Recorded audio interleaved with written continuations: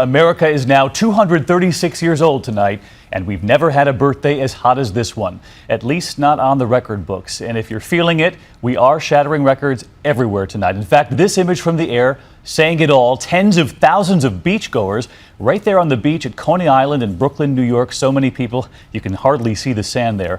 Families, children across the country trying to stay cool. This image from Chicago, a young boy there trying to beat the heat. There was this young face at a parade in Indiana today.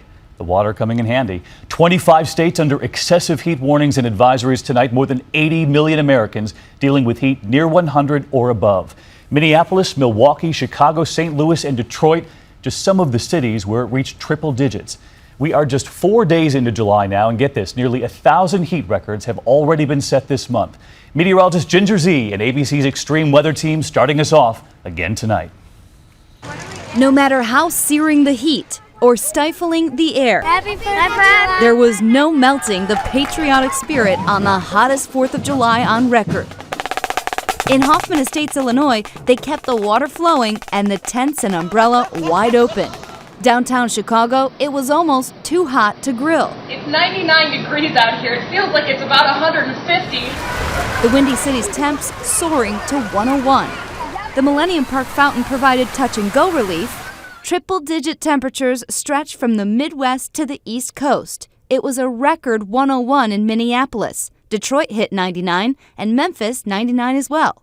And in the Mid-Atlantic, where 900,000 people are still without power, celebrations went old school, without the modern comforts of electricity or air conditioning. Many towns in Maryland are still dealing with downed trees and power lines, forced now to cancel their fireworks.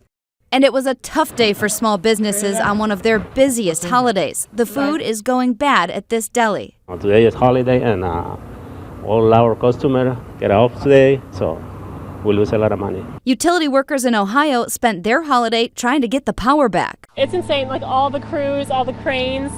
But in the nation's capital, crowds are already gathering at the mall for tonight's big celebration.